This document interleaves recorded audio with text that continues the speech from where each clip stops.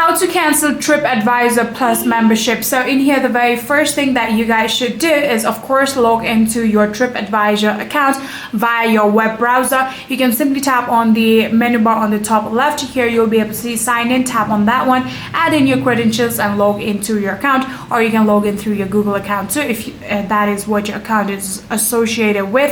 Then after doing that, you can simply tap on your profile icon that you will be able to see on the top right corner, or you can get into the menu bar where you'll be able to see your account, and then from there you can see subscriptions or booking. Tap on that one, then locate the TripAdvisor Plus, tap on it, and then you'll be able to see manage subscription option. Tap on manage subscription. Then from there you'll need to scroll all the way down until you find cancel subscription.